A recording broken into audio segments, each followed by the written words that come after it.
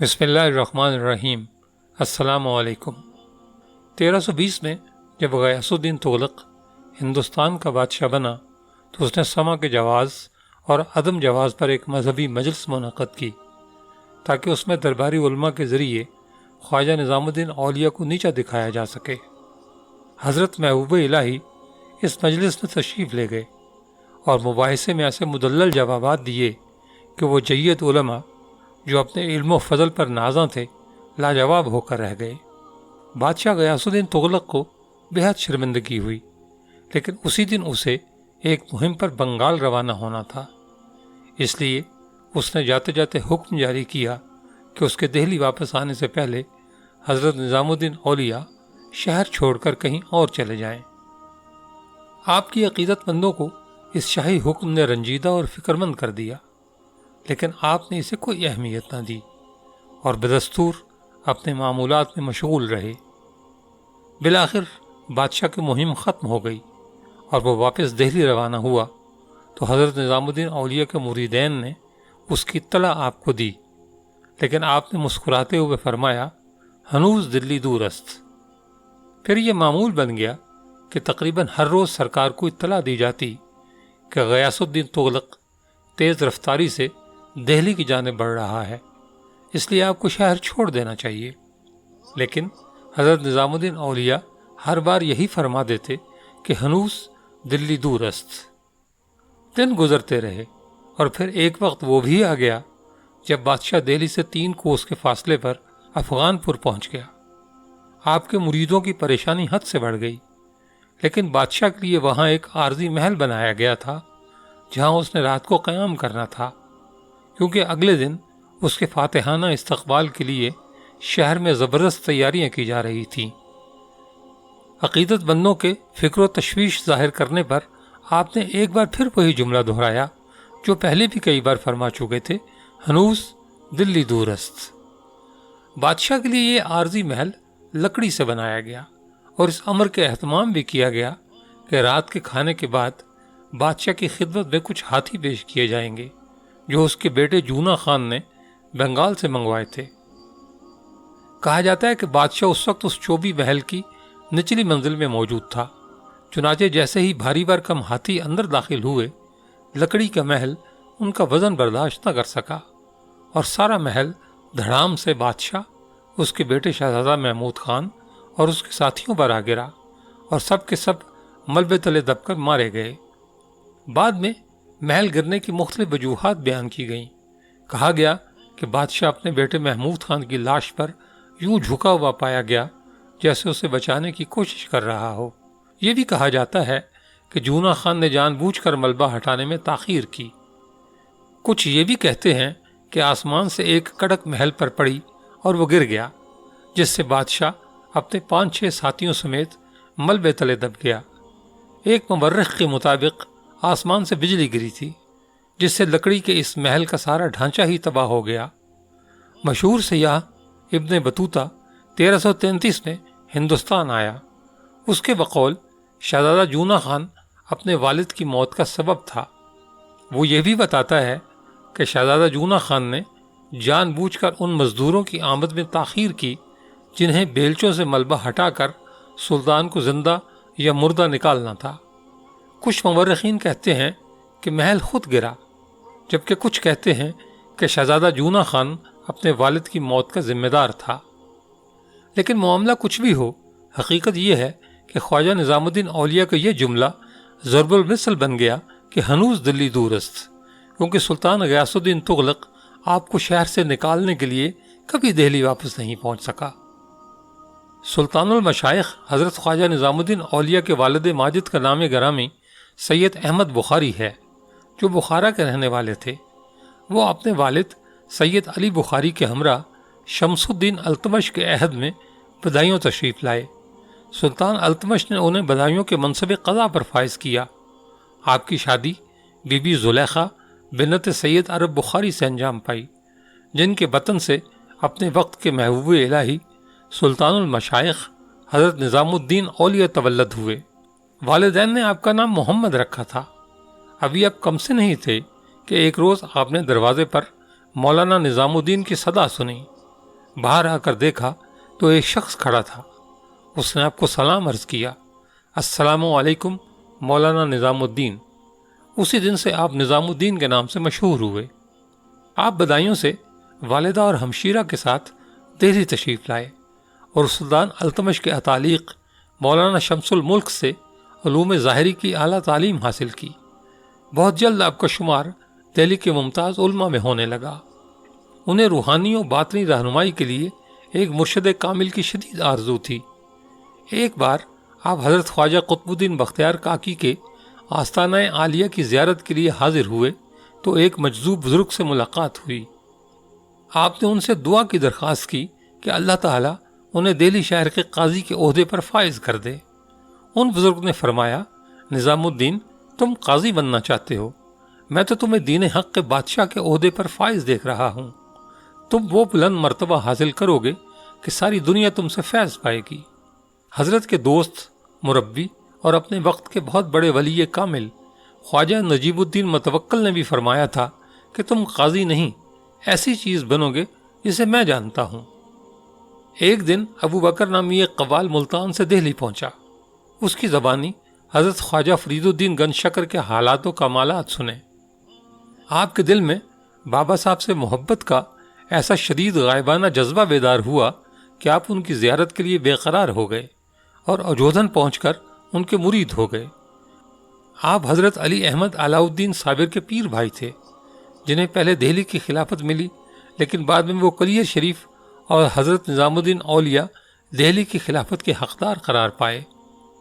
دہلی میں آپ کی عظمت و بزرگی کا زبردست شہرہ ہوا اور ہر وقت ارادت مندوں کا ہجوم آپ کے ارد گرد رہنے لگا، جس سے آپ کی عبادات میں خلل پڑنے لگا۔ آبادی سے گھبرا کر آپ ایک دن موضع حوض رانی کے قریب ایک باغ میں جا کر یاد الہی میں مشغول ہوئے۔ وہاں آپ نے دعا مانگی، اے اللہ، میں اپنے اختیار سے کہیں رہنا نہیں چاہتا، جہاں تیری رضا ہو مجھے وہاں رکھ۔ غیب سے آواز آئی، غیاث پور تیری جگہ ہے۔ یہ وہی جگہ ہے جہاں آج بستی حضرت نظام الدین اولیاء کا شاندار علاقہ ہے۔ اس وقت غیاث پور ایک چھوٹا سا گاؤں تھا۔ یہ سلطان غیاث الدین بلبن کا دور حکومت تھا۔ سلطان آپ کا بے حد معتقد تھا۔ اس نے آپ سے شہر میں قیام فرمانے کی درخواست کی، لیکن آپ نے منع فرما دیا۔ آپ کی برکتوں سے وہ ویران مقام بہت جلد زیارت گاہ خلق بنا۔ دور دور سے ہزاروں لوگ آپ کی دعاؤں سے اپنی زندگی سنوارنے کے لیے حاضر ہونے لگے، یہاں تک کہ آپ کی محبوبیت اور آپ کی ہر دل عزیزی کی شہرت ہندوستان ہی نہیں بلکہ دنیا کے دوسرے ملکوں تک پھیلتی گئی۔ حضرت محبوب الہی کی بارگاہ میں غریبوں اور عام انسانوں کو ہر وقت حاضر ہونے کی عام اجازت تھی، لیکن بڑے بڑے بادشاہوں کی یہ جرت نہیں تھی کہ آپ کے حضور حاضر ہو سکیں۔ آپ بادشاہوں کے قرب کو پسند نہیں فرماتے تھے۔ سلطان بلبن، جو ایک دیندار حکمران اور آپ کا معتقد تھا، اسے بھی بالمشافہ ملاقات و زیارت کا شرف کبھی حاصل نہیں ہوا۔ بادشاہ معز الدین قیقباد نے تو صرف اس وجہ سے حضرت کی خانقاہ کے قریب اپنا محل تعمیر کرایا تھا کہ اسی طرح حضرت کا قرب حاصل ہوتا رہے۔ سلطان کی بنوائی ہوئی جامع مسجد میں آپ نماز کے لیے تشریف لے جاتے تھے، لیکن سلطان سے ملاقات کے لیے آپ اس کے محل میں کبھی نہیں گئے۔ سلطان جلال الدین خلجی بھی آپ کا بے حد عقیدت مند تھا، لیکن اسے بھی آپ نے کبھی ملاقات کا موقع عطا نہیں فرمایا۔ اپنے زمانے کے طاقتور شہنشاہ ہند علاؤ الدین خلجی نے آپ کی زیارت کی بہت کوشش کی، مگر ناکام رہا۔ جب علاؤ الدین کا تیسرا بیٹا مبارک شاہ اپنے ولی عہد بھائی خضر خان کو قتل کر کے بادشاہ بن گیا تو حضرت کو بے حد صدمہ پہنچا، کیونکہ شہزادہ حضرت کا دل و جان سے معتقد اور مرید تھا۔ مبارک شاہ آپ کی خانقاہ میں محافل سما کی وجہ سے آپ کی بزرگی اور مقبولیت سے حسد کرنے لگا۔ علماء دربار سما کے جواز و عدم جواز کی بحث کیا کرتے تھے اور حضرت سے اختلاف کے بہانے بادشاہ کے کان بھرتے رہتے تھے۔ مبارک شاہ حضرت سے عداوت پر اتر آیا اور اس نے حکم جاری کیا کہ نظام الدین شاہی دربار میں حاضر ہو کر علماء کے الزامات کا جواب دیں۔ محبوب الہی کی روحانی طاقت کا کرشمہ ایسا ہوا کہ اسی تاریخ کو مبارک شاہ کو اس کے معتمد غلام خسرو خان نے قتل کر دیا، جبکہ سلطان غیاث الدین تغلق بھی اسی عداوت کی وجہ سے لکڑی کے عارضی محل تلے دب کر ہلاک ہو گیا۔ حضرت کا دسترخوان اتنا وسیع تھا کہ خانقاہ کے لنگر میں روزانہ ہزاروں لوگوں کا کھانا تیار ہوتا، لیکن خود محبوب الہی ہمیشہ روزے سے رہتے تھے اور تھوڑی سی جو کی روٹی اور ابلی ہوئی سبزی کے علاوہ کبھی کسی عمدہ غذا کو ہاتھ نہیں لگایا۔ فرماتے تھے دنیا میں ہزاروں غریبوں کو کھانا میسر نہیں، ایسے میں انہیں کیسے بھول سکتا ہوں۔ شیخ نصیر الدین روشن چراغ سے روایت ہے کہ اپنے وقت کے بڑے عالم دین اور بزرگ قاضی کاشانی ایک دن اس قدر بیمار ہو گئے کہ ان کے بچنے کی کوئی امید باقی نہ رہی۔ حضرت محبوب الہی کو جب ان کی بیماری کا علم ہوا تو عیادت کے لیے تشریف لے گئے۔ قاضی صاحب بے ہوش تھے، لیکن حضرت کے قریب آتے ہی ہوش میں آ گئے اور اس طرح صحت مند نظر آنے لگے کہ جیسے کبھی بیمار ہی نہ ہوئے ہوں، حالانکہ تھوڑی دیر پہلے تک ان کی ایسی حالت تھی کہ لوگ ان کی زندگی سے مایوس ہو چکے تھے۔ حضرت محبوب الہی کے ایک مرید نے آپ کی دعوت کی۔ اس موقع پر محفل سما کے لیے مرید نے کچھ قوالوں کو بلوایا۔ جب محفل شروع ہو گئی تو بہت سے لوگ جمع ہو گئے۔ کھانے کا وقت ہوا تو میزبان کو فکر لاحق ہو گئی کہ کھانا تو صرف چند مہمانوں کے لیے ہی تیار کرایا تھا، جبکہ وہاں بڑی تعداد میں لوگ جمع ہو گئے تھے، جن میں زیادہ تر حضرت محبوب الہی کے ارادت مند اور خود میزبان کے شناسہ تھے۔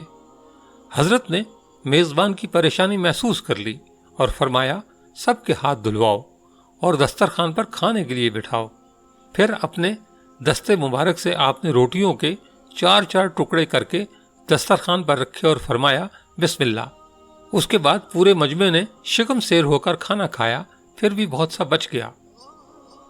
قصبہ سرساوا میں ایک رئیس اور عالم و فاضل شخص کے مکان میں ایک دن اچانک آگ لگ گئی، جس میں ان کی جاگیر کے کاغذات اور شاہی فرمان بھی جل گئے۔ اس حادثے سے پریشان ہو کر وہ صاحب بھاگے بھاگے دے لے آئے تاکہ جاگیر کی دوسری سند اور شاہی فرمان حاصل کر سکیں۔